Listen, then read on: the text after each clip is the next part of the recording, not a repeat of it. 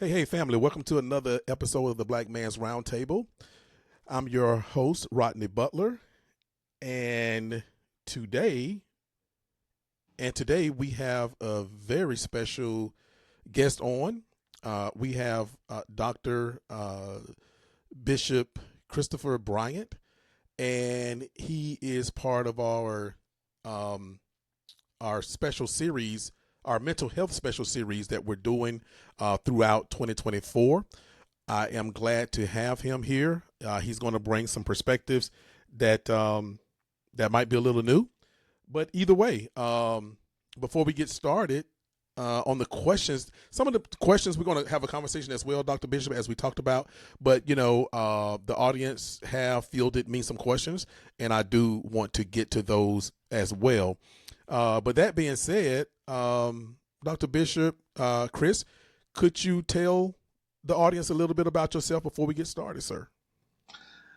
Certainly. My name is, again, Dr. Christopher Bryant. Everybody just calls me Pastor Chris or Chris.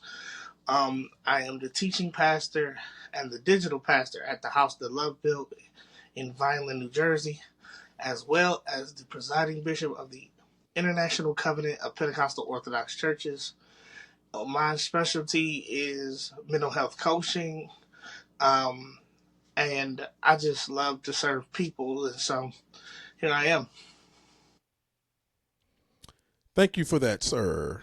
All right, Chris. I want you to talk a little bit about, because you coming from two backgrounds. You're coming from the back and you're coming from the background of mental health. Now I know a lot of people say, well, isn't that's just a part of all clergy, is that mental health is part of? Yes, I think it is, but I don't think they necessarily have to be certified like you have certifying credentials in it. But I want to start out, because you come from both worlds. I want you to talk a little bit about the clergy mental health.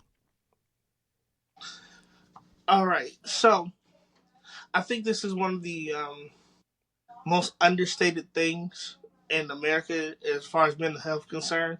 You always assume, or at least in my experience, people always assume that the professionals, the clergy people, the psychiatrists, the psychologists have it all together, and that's why they're the ones able to dispense this, knowledge, this information, these therapies, these treatments, and whatever.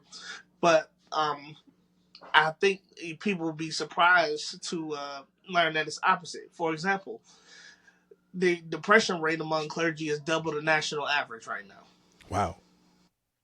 It's double the national average. In the last 7 years, the number of clergy that reported being excellent in their spiritual, physical, and in mental health went from 37% to 14%. 50% of clergy would leave ministry if they could.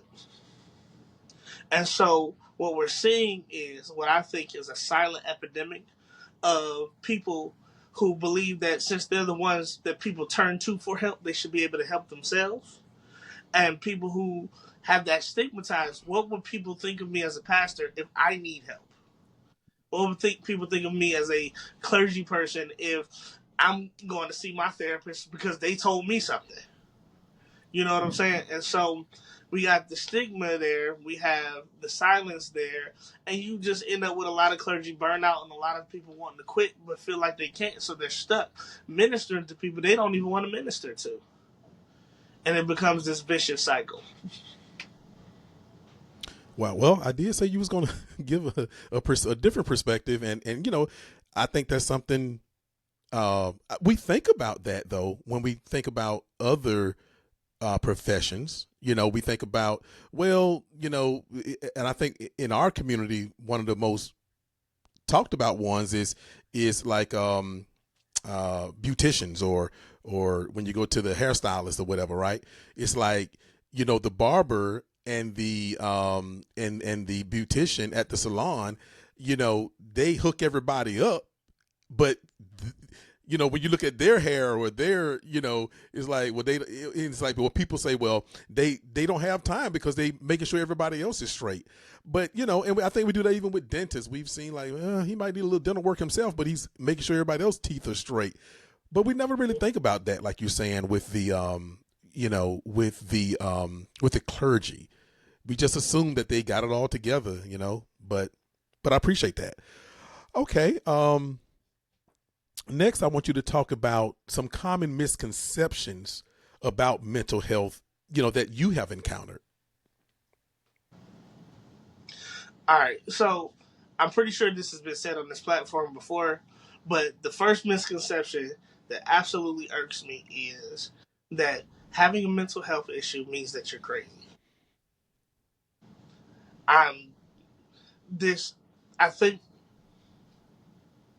media portrayals, politic portrayals, these two realms often push us to extremes, right?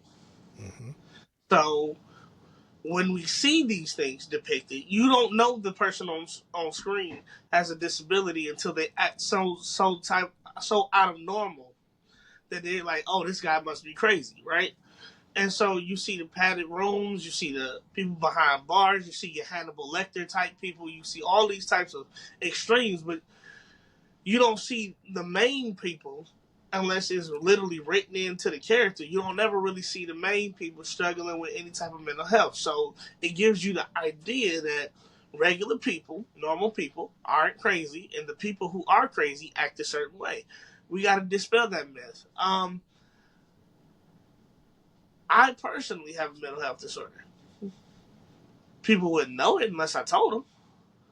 But the fact is that it doesn't act a certain way. It doesn't look a certain way. I can sit here, be a mental health coach, be a mental health professional, be a clergy member, work, act in the world, be fine. I got a wife, I got 2 kids, I got, the life that I want to live, and everything is fine. You wouldn't know that I had a disability, but I do.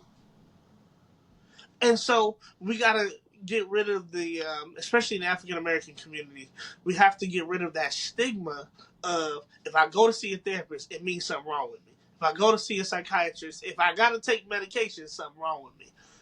And especially as a clergy person, because you think when I grew up, church told me the answer to everything was praying, fasting, and reading my Bible and waiting on Jesus. That's not always the case either. Now, can I say that as a clergy? Some people will crucify me for that, but I'm telling you that God has established not just these extraordinary means of lay hands on the sick and they recover, but ordinary means like take this medicine and you'll be better. And when we learn that God is just as miraculous in the medicine as he is in the miracle, then we'll be all right. Great. And I'm gonna ask you a little bit more about, the stigma in our community a little bit later, because I really want you to, hit that hard, because I do believe that, some of the taboo and stigma of, of mental health care and seeking mental health treatment is slowly, dissipating in our community. Is much more accepted, just even than it was to seek help. That is even more than it was just 2, 3, 4 years ago, 5 years ago. I think COVID kind of helped with that a little bit, but I also think COVID brought on some new issues with mental health. But next, Chris, I want to talk to you about. I want you to talk about how you approach the stigma. Matter of fact, let me just get to it right now. I had it down, but how do you approach the stigma surrounding mental illness in the work that you do? Specifically, you could talk about it generally, but specifically in our community. So here's the thing. I have a unique opportunity as a black man of faith to be a part of people's lives in a much wider way than your typical person, right? We name professions that are, community hubs. We talked about barbers and beauticians, and we talked about, clergy people. Those are generally people that are in the middle of the community where the community comes to them for more or less. That's right. Or taxi drivers, a couple of other professions, people you feel like you can talk to without necessarily worrying about where it's gonna go, people you feel like you'll have sound advice, etc. The thing about my work is, um, the one of the biggest things that we have to combat in our community in order to overcome that stigma is hypermasculinity. Um, we were told as kids, stop that crying, or I'm gonna give you something to cry about. We were told, man up when it came to any type of display of emotion. So we have been societally conditioned, familially conditioned to not necessarily be non-emotional, but to hide it. And so we, as a community, therefore, have stigmatized ourselves in that regard. And so we have now this association of I need help or I'm having an emotional issue as it is shameful, as it is a sign of weakness, and especially among members of of faith, is a sign of lack of faith. You don't really believe Jesus if you have depression. He said he'll give you joy. If you don't have joy, you ain't got Jesus. Well, what happens if my joy is affected by chemical imbalance in my brain? Now I need medication so that I can receive that fullness of joy. Is that any less miraculous? Does that say I don't have faith? No. But people are afraid to have those conversations too. And Chris, I talk a lot on the roundtable about, and not just when we have our mental health series, but across the board. And I talk a lot about cultural conditioning as well. And I know you talked about, societal and those kind of things, but also a lot of what hurts us in the African American community here in the United States is a lot of the cultural conditioning that we go through as a people. Absolutely. Um, you got to think about the average young black man's heroes, the people that the media put it in their face, right? You have athletes, not of all of whom are well behaved. I can think of the recent example of the string of issues that Draymond Green has had with his mental health and his violent tendencies on and off the court. Um, but we put these people out as heroes. You know, a lot of people think the only way to make it out of the hood is a basketball or a rap lyric. You know what I'm saying? And so when we put these people in front of our youth and our adults even and say these are the role models that we are watching, these are the people we're looking at, these are the lyrics that we're listening to, this is the repetitive information. One thing about a personal belief system is everybody goes along with their personal belief system, period. That is how you operate, that is the truth you operate on. Personal belief systems are affected by repetition. The more we hear these lyrics, the more a part of our brain changes to believe that those lyrics, regardless of whether we can consciously think of them as fictional or fact, we absorb the worldview of those lyrics to the point where they affect how we act in the world without us even realizing it. And so we got these figures acting out on television. We promote drama. We watch stuff like Real Housewives and all these types of things for the women and other shows. And we create this environment where the messiness is there, the mental health issues are there, the stigmas are there, the visuals are there, but nobody says how do we get out of this. You never see the characters. You don't never see them going to rehab. You never see them going to treatment. You never. What did Jeremiah do about his violent outbursts? What do these people do after they've had a cat fight in a restaurant? What do they do? What is the next step? How do I get over this? How do I not repeat this cycle?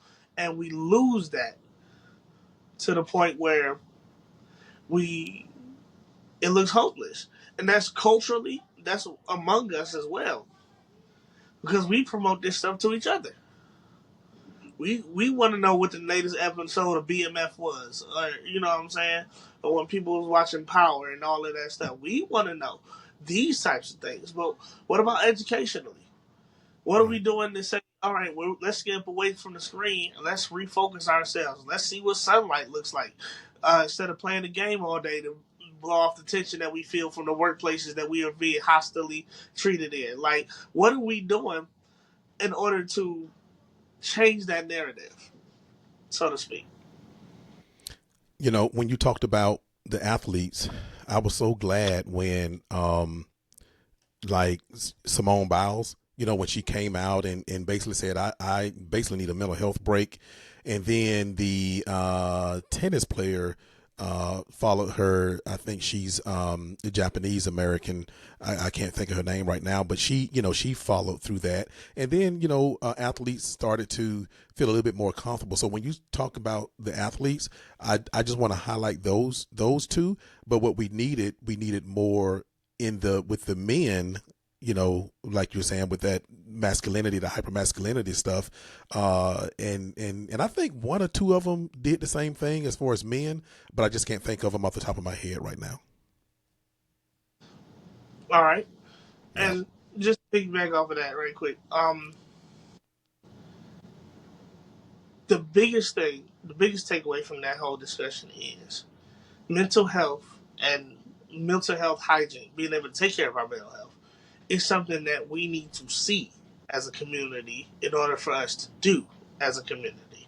And the problem with stigma, the problem with the shame that we feel and the guilt and the fact that we feel weak or feel like we don't have faith, especially in communities that highly prize, faithfulness and strength and shamelessness and boldness and all of these other qualities, is that we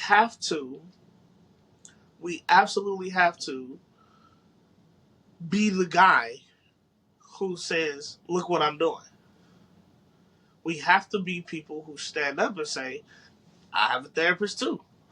You know what I'm saying? Your pastor has a therapist. No, I don't talk about y'all in my therapy sessions. Those are for me. You know what I'm saying? So that they can see, yes, you can have faith and need help. And get the help you need in order to be able to be that faithful person and not be that 50% that's dealing with depression or want to quit but can't. So you're trapped in a job you don't want to do, which isn't fair to the people that you serve.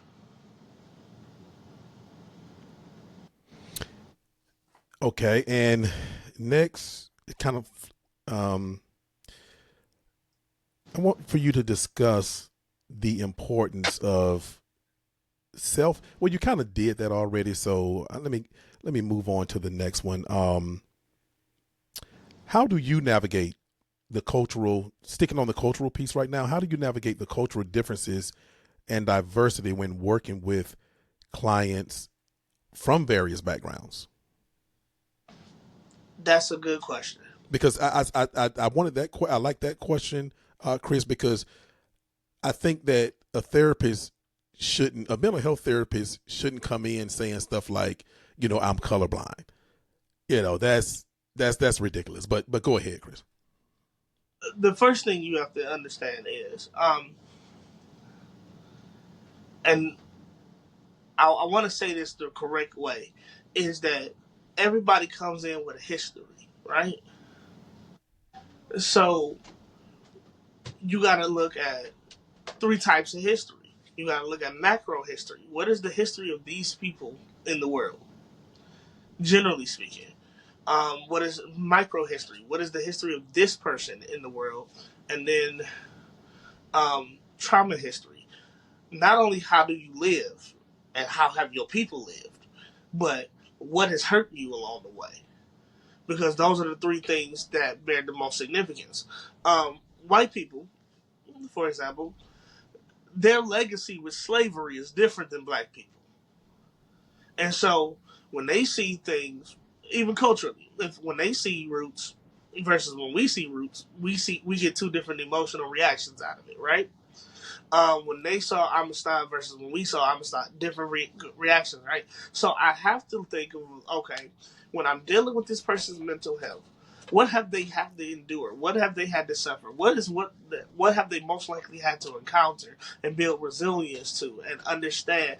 And I actually had a young lady contact me today as a matter of fact, the person who's not of my color. Um, and was talking about how her father abused her and how her mother really basically abandoned her and how the only people she have left is her husband. And what does she do with that type of because this is a depressing month for her. I cannot be like, okay, my black experience informs me of how she should deal with that because she doesn't have my experience.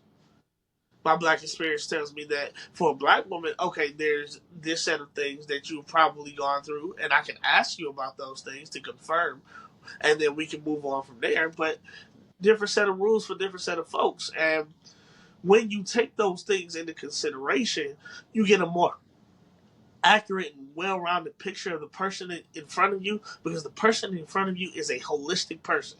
They are not just an individual that is presenting themselves in front of you. They are also a member of societal groups that people may or may not have put them in, or they may or may not see themselves in.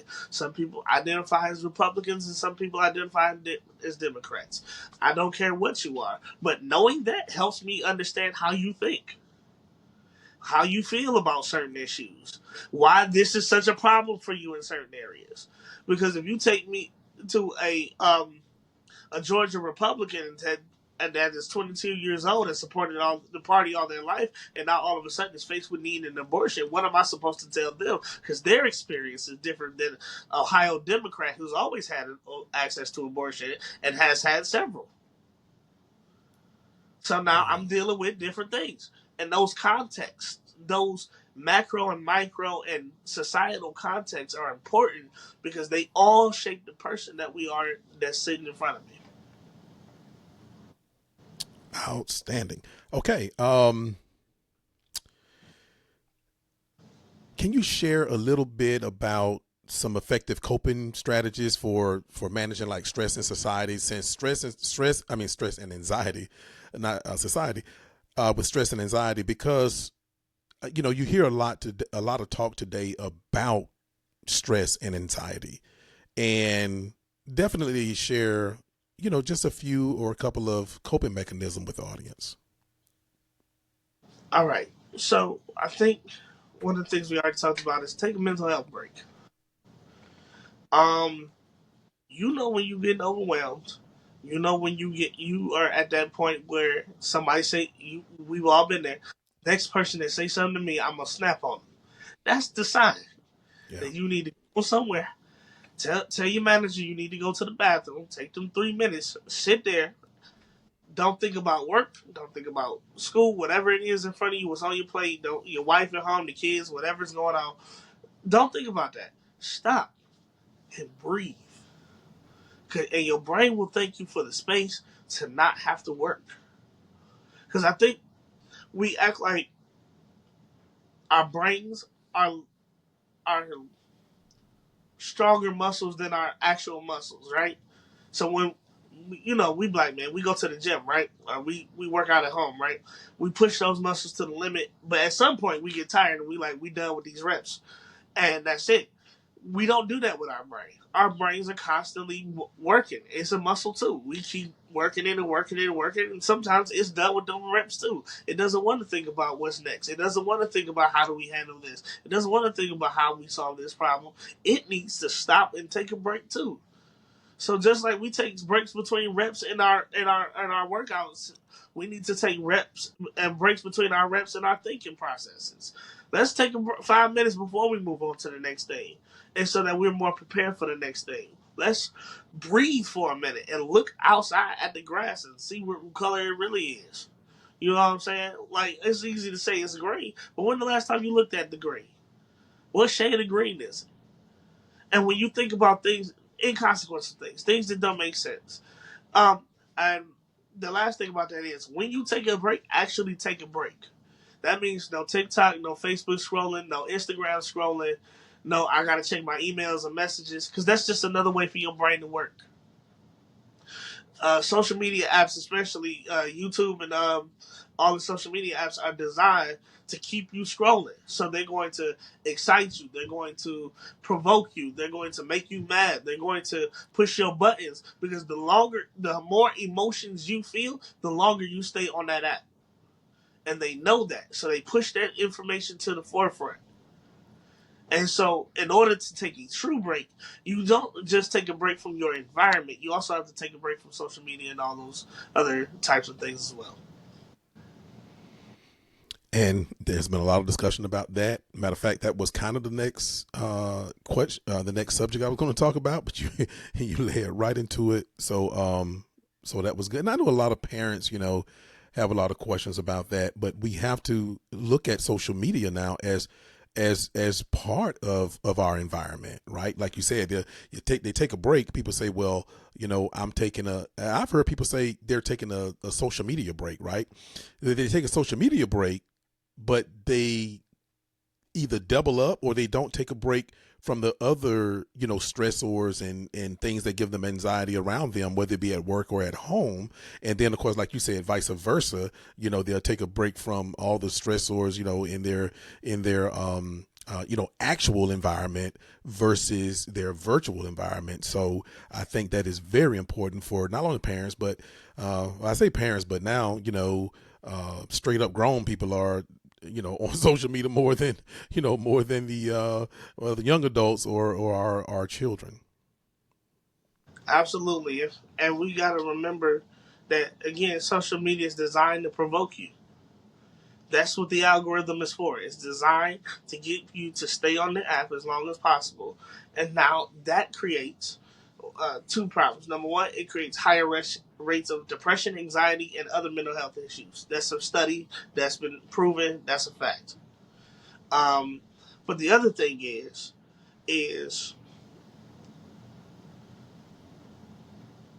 you will always feel less than what you should feel when you compare yourself to other people, especially to other people's successes. And what we often forget in our what I call a mental blind spot is that these people ain't sharing their whole lives. They sharing their highlight reels. And so I can make um, I'm from Cleveland. Let's talk about 2016 class. I can make Matthew Dellavedova look like LeBron James with the right highlight reel. I could make him look like a top 5 player if I only put his successes together in a highlight reel, right? Here's one time where he dunked. Here's one time where he shot a 3 and it went in. But the 50 other times where he missed that 3, we don't talk about that. Okay, he made that one dunk, but how many times has he just had to pass the rock because he couldn't make the penetration? We talk about those things in basketball terms, but in real life, that same thing is happening. Okay, they posing in front of that car, but that's a car they saw at the mall, and that ain't theirs. Um, they flashing all of that money on social media, but that's really they rent money, and as soon as they done flashing it, they put it back in the account, or it's gonna be overdrawn. You know what I'm saying? We have found ways to make ourselves look better than we ought to try to say that we are better than we ought to, so that we can feel better than the person next to us. Um, here's where my religion comes in. I call it the conqueror versus champion mentality. So the Bible says it like this: we are more than conquerors through Christ who loved us. Right? The difference between the conqueror and the champion is a conqueror stands above the crowd by leveling the crowd. So he's always, let's say, at a 6, he's gonna make everybody 4 or below so he can stand out. Mm-hmm. A champion says, I don't know what condition I found the crowd is. My job is to be better than that. So if everybody's at a 6 and he's at a 6, his job is to make himself an 8 or above so that he stands out. One of them exists to make other people look bad. Another one is motivated by making themselves look better. And what we do is we put ourselves into this conqueror mentality. If I put out enough stuff on social media, I will get the likes and the hearts and the reactions and the shares and the oh my god comments and the etc. that make me feel like this, but it's making somebody else depressed because they're comparing themselves to a fictional reality that doesn't even exist. And I'm perpetuating a cycle of depression in my own circle, in my own community, because these are the people who follow us on social media, right? Um, I have my own circle, in my own community, in my own atmosphere, and I am basically trying to conquer it instead of being the champion inside of it. Absolutely. Okay. I want you to talk about the intersection of mental health, physical health, and how they influence each other. Okay, so one of the first things any good psychiatrist, psychologist would do is determine whether or not you're exercising. Now, what does that why does that matter? Because exercise creates these chemicals in your brain, right? These chemicals in your brain, they release tension, they release stress, they give you a place to focus that energy and that effort, and they also promote, wellness in your body.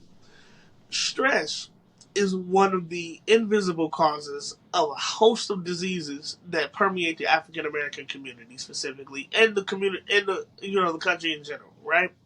So I know somebody right now with multiple sclerosis.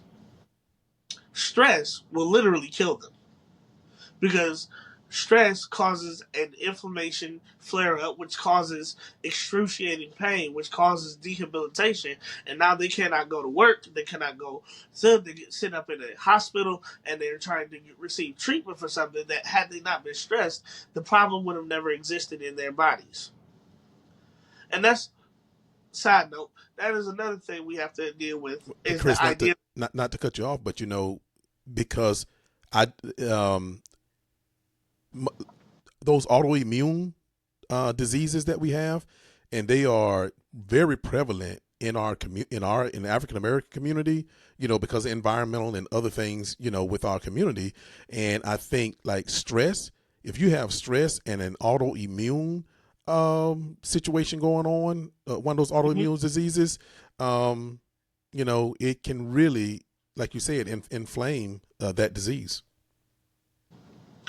And so, exactly. And so, I think black people, especially, we go to our doctors and we hear that it's psychosomatic, right? I cannot find a physical cause for this, so we call it psychosomatic. And they'll tell you to go see a psychiatrist. To which most of us will balk. Well, I ain't going to see no psychologist. This is a problem with my knee. This is not a problem with my brain. But we forget that there are not just the visible stressors. Okay, my child is crying, my boss is getting on my nerves, my wife is nagging at me, my husband won't do what I asked him to do, etc., etc. But there are also invisible stressors. Your commute to work in the morning is a stressor. The amount of things on your to-do list that you haven't gotten to yet is a stressor. Um, so when we think about the invisible stressors that are weighing on us, on top of the things that are front of mind consciousness, then we have to overcome a tremendous load of stress in order to be able to deal where we are. But we still, not just things like autoimmune disease, diabetes, heart disease, arthritis, all of these are linked to higher rates of depression, anxiety, and other mental health issues. So what do we do about diabetes? We balance our diet. We exercise. We try to keep the weight off. And I'm not saying there's nothing wrong with. I believe in healthy at every size. So I'm not saying that that comes with a certain weight number, but that means being healthy at that weight number. You get what I'm saying?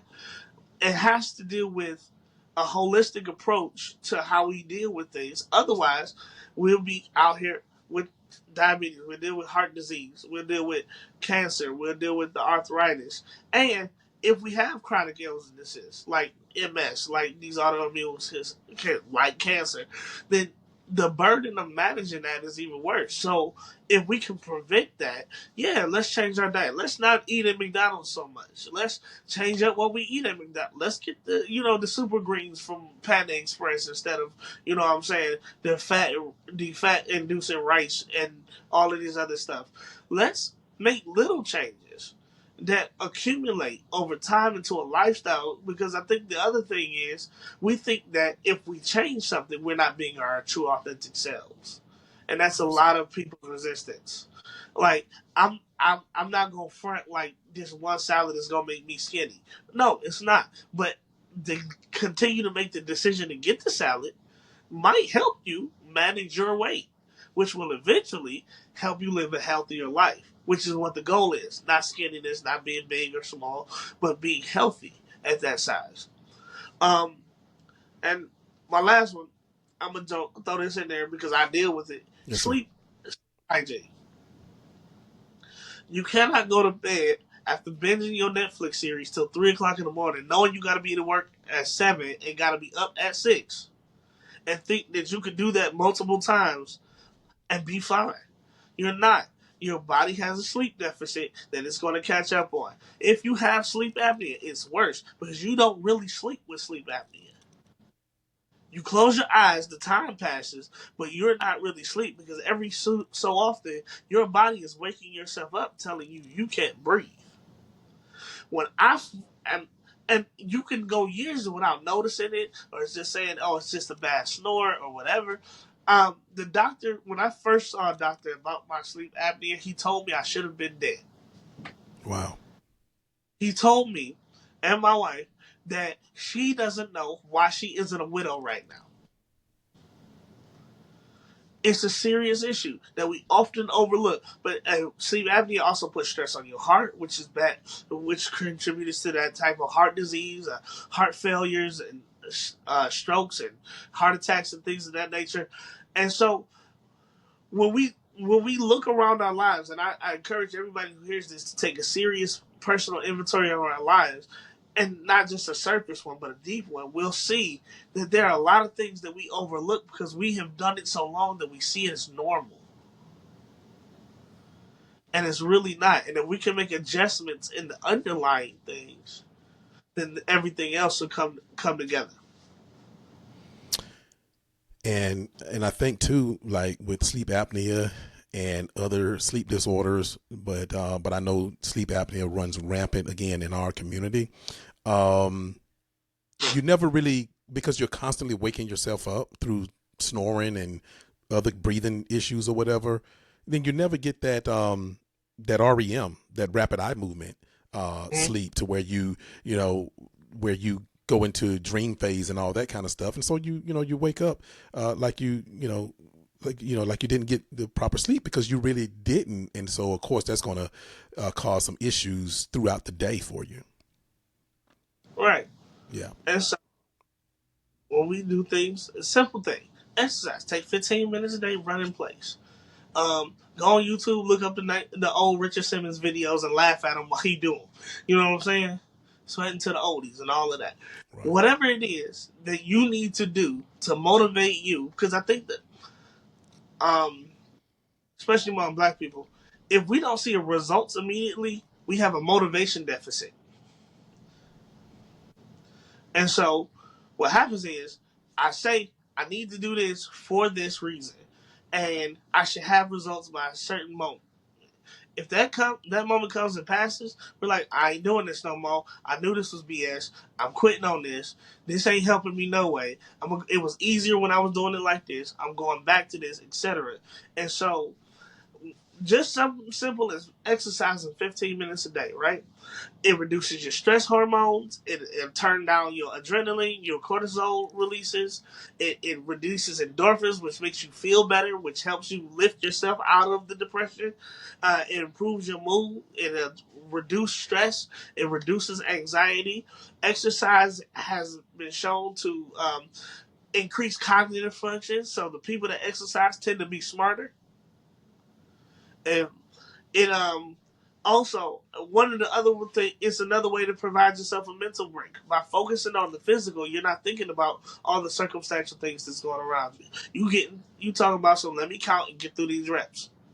And so that helps. And it boosts self esteem, it helps with body image, and it reduces, studies show, reduces the risk of those chronic diseases. So 15 minutes a day is not hard to ask for, but it is something that literally can change the course of our lives if we can find a way to be motivated about it. Now, me, I'm not motivated by regular exercise. I'm not trying to do push ups and sit ups and pull ups. They don't excite me.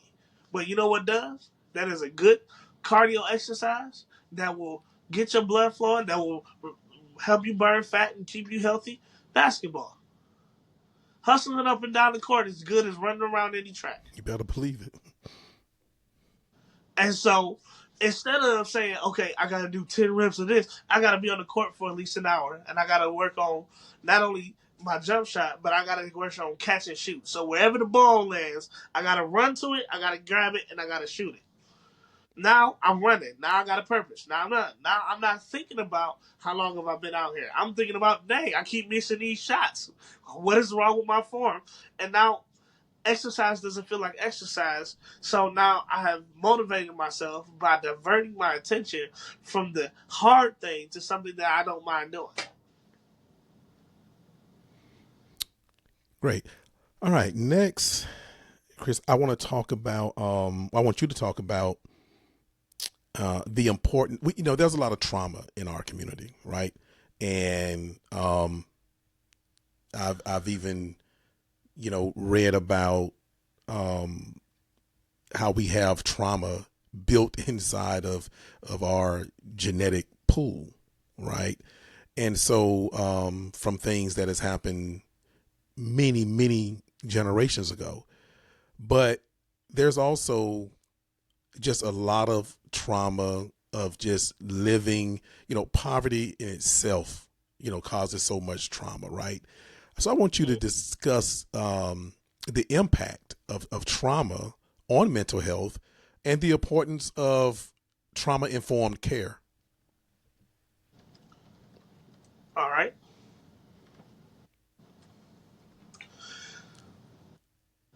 One of the things you just brought up was generational trauma, right? And so I'm going to start there because it means your trauma has a past. And oftentimes when we talk about trauma, we talk about the things that we personally experience. And I've been around people who were victims of molestation as a child and or rape as an adult, or you know what I'm saying. Maybe not those things, but maybe verbal abuse or spousal abuse, or um, being completely ill treated in the workplace, which is its own form of trauma, right? Or you know things that we don't consider trauma because they don't affect us, or these are things that were done to us. Um, how we talk to our children can traumatize them. You live in a house where everybody yells, all of a sudden they think yelling is normal. That's a trauma. And so when we talk about the impact of trauma on mental health, we have to think about, yes, the things that are present and the things that we can articulate, that we can name and point to and say, on such and such a date, this happened to me. Or when I was a child, my uncle did this or my cousin did that. And I thought it was fine until I was an adult. And now I realized that it wasn't okay. All of these things that are pervasive in our community. Let me let you know now that as a pastor and a mental health professional, I hear a lot of it. But history is also part of that. Every black person standing here has to deal with the legacy of slavery in America. Every black person here, when they see the police, their reaction is different. Because we keep hearing names and we keep saying their names, and I believe in it. I celebrate that. I believe that we should continue to say their names. But at what point is saying their names impacting us? Because all we got to do is say one more name and add our name to the bottom of the list at any given point. The young man was going to get Skittles in Arizona and is dead because of it. The one guy committed petty theft and is dead because of it. One person, they got pulled over for a broken tail light, never to be seen from again. One person, they got the wrong house and they shot them while they was asleep. One person running towards the police. One person running away from the police. One person in a police chase. One person playing in the park. We can all, in fact, I bet you, as I said that, most of our audience can connect the names with the stories. Yes, sir. But the fact of the matter is, before that, why are we like this? What has been our relationship with the police all the time? Because our relationship with authority figures that they call themselves the police today has starts in slavery when they talked about the slave hunters and how they used to chase us down with dogs whenever we tried to escape the plantation. And so it gave us a cage mentality that said we could never be free unless we worked inside the system. Maybe we can buy our freedom. Maybe we can earn our freedom, but we can never run away for our freedom. We can never escape injustice for our freedom because these fugitive slave patrols will come out and come and get us. So now our relationship with the authority figure is they already got something in mind to get us. Every black man in America knows that they fit the description. They don't even know what they're being described for, but they know that they fit the description. Hey, in Woodmere, Ohio, one year, I think it was the year after Obama was elected, they had a mayoral race, or right after Obama was elected, they had a mayoral race. And I was the campaign manager for one of the candidates for office, right? In that same city where I enjoyed that prestige and that level of power, I was walking down the street one day and with a clipboard in my hand, and I was thrown in the back of a police car with the door shut without cause because somebody said there was a report of suspicious activity in the neighborhood, and the only thing suspicious that the police could see was that there was a black man in a white neighborhood walking down the street. Put me in the back of the car, ran me for warrants, and when they couldn't find nothing on me, gave me a express ride out of town. We all have some type of story. And if we don't have one yet, be thankful, be grateful. But somebody in your past had that same story. Somebody in your past went up against a boss, a coworker. Someone in the past, we have to deal with the legacy of institutionalized slavery. We have to deal with the legacy of redlining, and why we do live in these communities that they call ghettos and urban neighborhoods and city planning commissions that want to keep us all down, and other people who want to buy up our blocks at cheap rates so that they can sell it to the city at a greater rate so that they can develop it and turn it into a place that we cannot even afford to live in anymore. All of these things affect us, not just our specific traumas. And you know, Chris, And if so, you have a certain age in America and you are African American, and like you said, if you haven't had an issue yet, you know, with the trauma of racism, because that's what racism is trauma, uh-huh. and trauma, you know, leads to mental health issues. And if you of a certain age and you think you have not you know, encountered the trauma of racism, then I would just tell you this: if you have a certain age, Harriet Tubman also said that she would have freed more slaves if only they knew they were slaves. So you might be ignoring something, or you are throwing something, you know, away. But you talked about those slave patrols, and when we talk about, you know, our like you know, some of our non, you know, melanated brothers and sisters can't seem to understand, like, what is their problem with the police or whatever, right? But like you said, the police, a lot in America started with, you know, slave patrols, like you're saying. Slave patrols was one of the the tenets in forming the modern day, you know, police in America. But also something else you talked about with Obama, for instance, right? All of a sudden we elect Obama, okay, the first African American president, and then what the first thing do the legislators do? They roll back civil rights, you know, and gutted, you know, civil rights. So yeah, so all this stuff causes serious issues. And so we it one of the things about trauma is it disrupts your daily functioning in some way, form, or fashion, right? Maybe, and for the people listening, maybe your trauma hasn't been with the police yet, Right. but maybe it's been with the healthcare system, where you're less likely to be believed when you say that you're in pain, or you're less likely to be prescribed certain medications because they already see you as prone to be an addict or prone to be med seeking. So we only gonna offer you Tylenol or ibuprofen, 800 milligrams, but for this person who walks in with the same condition and happens to have a different skin color, all of a sudden they're getting Dilaudid, they're getting oxycodone, they're getting, you know what I'm saying, Right. actual relief. Um, the disparity in healthcare, especially among African American women, because you got a double strike against you. You're a woman and you're black. Right. Um, and if you're unmarried, my wife refuses to go to the hospital without me and her rings on, because they treat you different if you are a single black female in the healthcare system. Period. Yes, sir. They don't. They're not as believed. They're not taken as seriously. If a black woman says her pain is a 10, they automatically knock it down to a 6. Um, and so you got to learn how to work within that system to try to understand what is going on, what are they really looking for, and how do I navigate this so that I can get what I need from them, and not just what they decide to give me because they don't think I'm worthy enough of what I should have. Yep. Or they just don't believe you. But I am glad you talked about medication, because it goes right into the next thing I want you to talk about, which is let's talk about your approach to the topic of medication, and and therapy.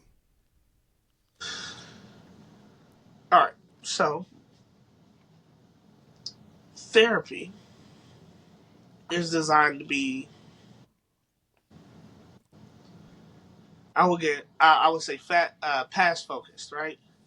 What happened to you that led you to here?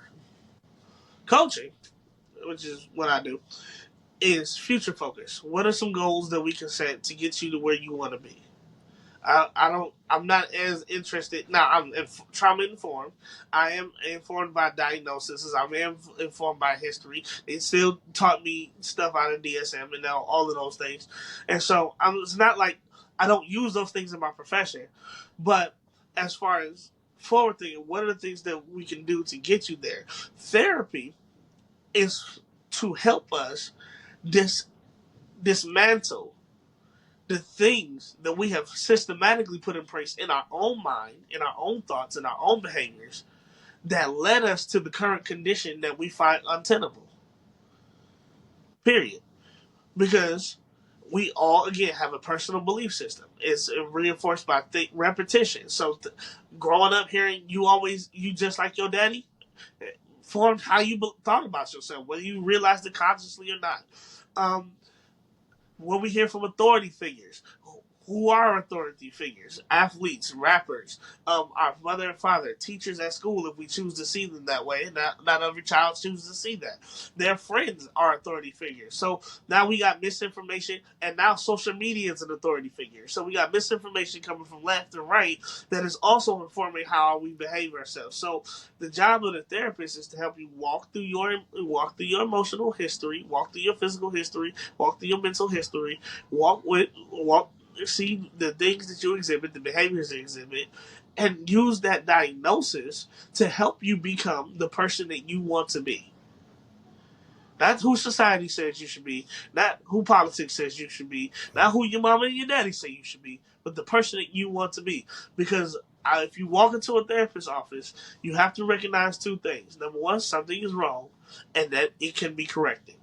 As far as medication goes, um, I am currently on medications myself. And I say that to say this. I used to be one of them people that said, I'm never taking medication. I'm not going to do it. I don't like the way it made me feel. I don't. And then white people are giving me this medication. Most of my psychiatrists, the people that prescribe the medication, have been white. So I'm now thinking Tuskegee experiment in the back of Right. my head. Right. You know what I'm saying? What is in this? Why is this work versus this? What is this medication? Now I've got to be a researcher and be like, okay, what are the negative effects this is gonna have on me? why does this medication improve my mood because erectile dysfunction, and how am I gonna tell my wife I can't get it? You know what I'm saying? All of these things are important, and they just, from my experience, they just prescribe things willy nilly. So you have to have two things, and this is especially hard for introverts. Number one, you have to have an honest conversation with the person prescribing the medication. Make them listen to you. Period. Tell them what your concerns are. Tell them what your fears are. Ask them what the side effects are, because they gonna affect you. Number two, on top of that, you have to realize medication is for a specific use case, and that is that there is something physically wrong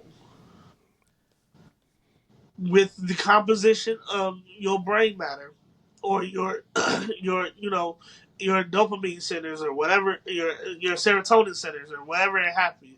I mean, depending on what the medication is, that is causing you to think like this, to feel like this, to act this way. And so the medication helps correct the physical problem that is causing the mental issue. You know what I'm saying?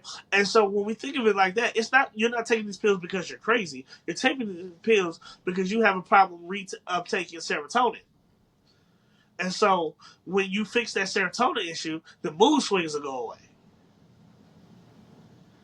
Just like if we fix our stress issue, we will have less inflammations from our multiple sclerosis, our other autoimmune and inflammatory diseases. The way we think affects our physical health. Our physical health also affects our mental health. And the medication is designed to correct the physical imbalances that affect our mental health. Nothing more, nothing less. Great. Okay. And Chris, the last area I want you to talk about is an area that I know that is, very important to you and very near and dear to your heart, which is talking to our audience about the importance of mental hygiene and the relationship between faith and mental health.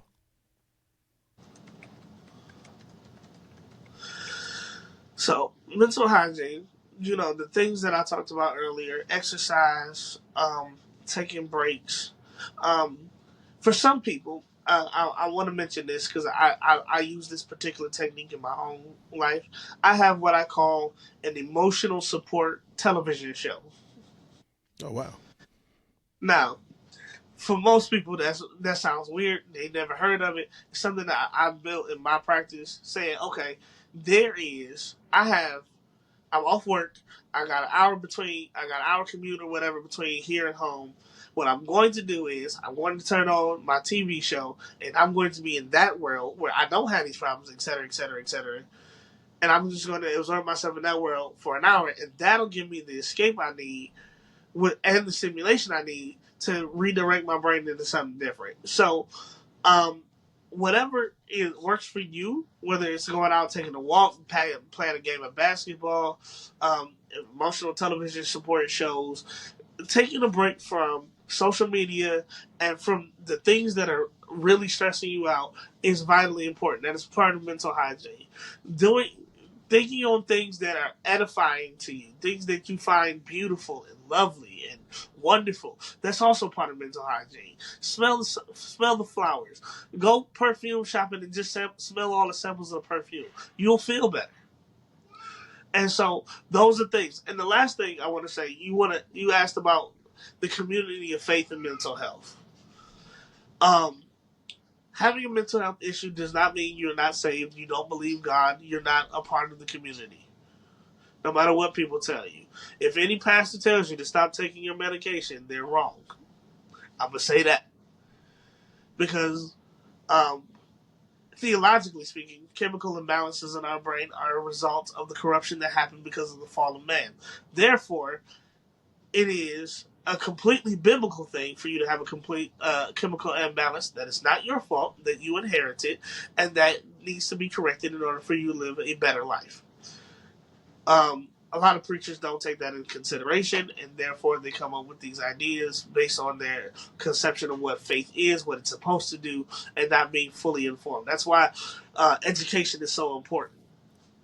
But the last thing is mental illness is not mental health problems. Is not depression. Is not anxiety. Is not bipolar disorder, schizophrenia. The whole laundry list. None of those things is a moral or spiritual failing. You are not less than because you have these things. I am here to tell you that you can have these things and still be a good Christian, to be still have faith, still pray, still fast, still talk to Jesus, still worship Him, still glorify Him, do all these things, and you still can be that and have a mental health problem that you need to see a therapist or psychologist for. Go get the help and still pray and fast. Because God, I tell people all the time, Luke was a physician. If the disciples had a doctor on the staff, what do you think that you don't need a doctor for? And so we have to understand that our mental health uh, and our faith life all will intersect. They will.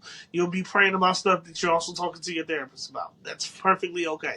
You can believe God and talk to your therapist. That's perfectly all right. In fact, God will give your therapist answers to help you through those problems and those processes. That is God's way. That is His ordinary way of working in the world, and we should always look for the ordinary ways, not just the extraordinary ways that God works.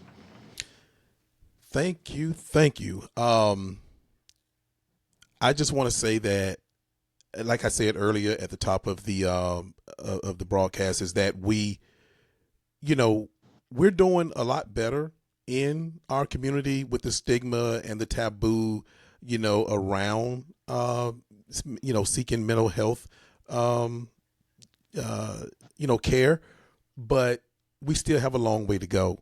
And I'm so glad, and I wanted to end it with you talking about what I know is near and dear to you, and that's that faith aspect, of mental health, and letting our people know that somebody telling you to get off your medications, no, and there is a lot of cultural conditioning, that has happened through us, over the years, but that has happened, but also when we talk about just straight science, when I talked about, the generational trauma genetically, I think the correct term for it is epigenetics, right? It is instilled, is infused in our cells, to have a certain kind of reaction, for a lot of the colonial, a lot of the colonization and the colonial ways of doing things. And I'm glad you was able to tie those together, because I know that we are a very faith-based community, and I'm glad you let the people know that that yes, faith is all that, but guess what? God wants us to take care of ourselves as well. Absolutely. And there's and it's not an either or thing. Yeah. Yep. It's a So both and so but before we get out of here, uh, Bishop Christopher Bryant, let the people know how they can reach you, how you can help them. Just let them know how to get to you, brother. so I believe that this episode is tagging my Facebook page. Um, if you find Dr. Christopher Bryant on Facebook, you'll see my profile picture. It's a red cross with and it'll say Dr. Christopher Bryant, mental health coach. Find me on there. You can find what I do on there. You can talk to me directly on there. We can schedule an appointment if you want to have our mental health coaching. If you're a pastor listening to this and you're experiencing burnout, I've created a 6-week coaching program specifically to help you not burn out and to load manage and balance your life so that you can be a successful pastor without having to feel like you're going to flame out at any point. Um, for those of you who are um, reluctant about dealing with faith in mental health. I don't necessarily have to take a faith approach because I understand that not everybody shares the beliefs that I do. I just know that for me, Jesus is the answer. Jesus is the way, the truth, and the life. And so that it informs my way of caring for you, but it doesn't have to inform your way of receiving from me. And we are open to people of all faiths. But not only that, the last thing I do want to say is that we are 100% confidential. We take it. We don't take insurance. I don't take insurance personally, but we are affordable and we offer telehealth. But beyond all of that, I want you to know that you can be your best and highest self. And sometimes that requires having help. We are not designed to be islands unto ourselves. We're designed to have help from each other. And sometimes the best help is from somebody qualified to help you navigate through all the complexities of life in order to get you to a solution that you probably would have thought of on your own had you had the help. And so that's my job, not to tell you what to do, but to help you find that direction for yourself and help you thrive in it. I'm Dr. Christopher Bryant. I'm a board certified mental health coach, and I'm here for you. Yes, sir. And we are so glad that you just shared so much with us today. We generally try to keep everything under an hour, but I don't think that because you being in that world, you know that after 60 minutes, man, everybody kind of fade out. But I think that you were just so engaging that is not going to be an issue for this episode. And yes, we do have you tagged, and the post production recording of this that will should go out tomorrow will also be tagged, so people can easily find you on social media. And so with that, Dr. Bryant, I thank you, brother, and I want for the Black Man's Roundtable audience to know this is not the last that you will see on this platform, and we are glad that we communicated with each other and we got them on here. So look, family, until next time, we will see you out in those suites and those streets. Peace.